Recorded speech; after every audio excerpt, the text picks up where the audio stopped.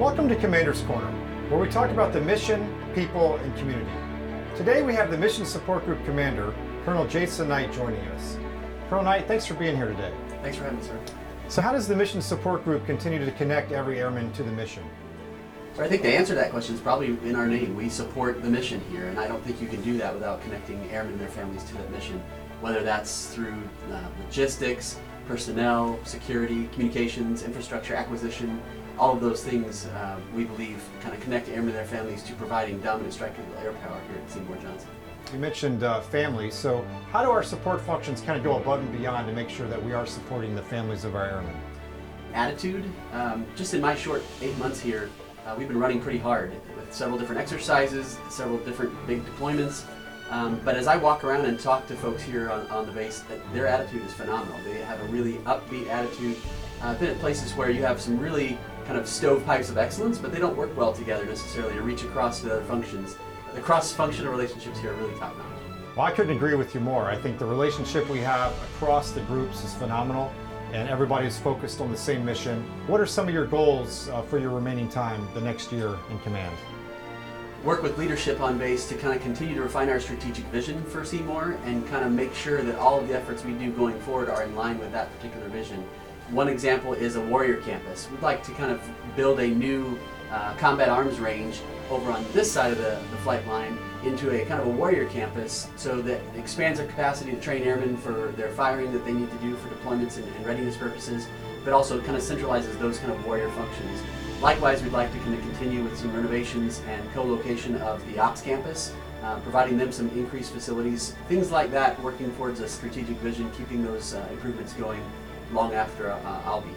We are proud warfighting airmen, proud warriors, and while we don't actually deploy in kind of the same large package with the iron that the ops and maintainers do, at any given time we have a few hundred folks that are deployed around the globe doing warfighting operations.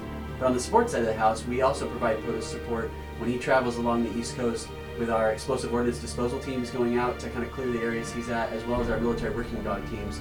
So much so that the Secret Service by name requested him, so we're really proud about that. And lastly, sir, just encouraging our airmen to engage as much as possible. As I mentioned, they have really great attitudes. We need to continue to have them engage, offering up suggestions, improvements, giving us a different perspective that maybe we don't otherwise see. And so asking them to engage as much as possible, I think, will be critical to continuing the success we're seeing here at Seymour. What kind of special projects have we been working on, say, over the last few months and into the future that are going to help build that community and help support our families? One of the most recent things I think that we're really proud of is the Seymour Joe to Go coffee kiosk that we just started up here. Really, really popular. Offers some folks an option with regards to drive-through that they really have anywhere else. So starting your day off right, I think, with a cup of coffee is probably not a bad thing. But there's some other things that we're doing as well that I think are helping us with the social fabric. One is we just implemented a kind of a new sponsorship model, such that when an airman gets their initial assignment notification, our Airman Family Readiness Center contacts them within 7 days to welcome them to base and ask some questions just to get a feel for what it is that they need. And then they'll link up with the unit sponsors to be able to go get that information and provide that to that airman. So kind of strengthening the fabric right off the bat before they even get here. And then just from a social perspective as well, there are some renovations that we're doing with the Eagles Landing facility. They'll have a new Mustang tap room, is what we're going to call it, where it'll be a great place for airmen to go socialize together. From an innovation perspective, our logistics readiness squadron is working with maintenance to move some supply parts out of their warehouse into some space that is in CMS for their centralized repair facility. Now this puts those parts within walking distance, so we're kind of co-locating some of our airmen there within maintenance to kind of cut down on that time needed. But also the cafe in the golf course is going to be getting a major upgrade to kind of renovate that kitchen area, so that'll be a big benefit for our airmen and their families. And then lastly, the other thing that we're working on is trying to actually renovate the lobby of the theater, kind of get rid of some of the old real-time kind of aspects of that lobby, put in some maybe couches and some tables and chairs where folks can relax. There's good Wi-Fi there, have coffee, some other refreshments that they'll be able to provide. And that'll also offer some additional services for maybe moviegoers and whatnot. So we're looking forward to getting that project rolling here in the near term as well. A lot of great things going on across the base. And speaking of the theater, we recently renovated the sound system, the video system, and the screen. So that'll be a great addition to that effort. So I appreciate that. Is there anything else you'd like to add today?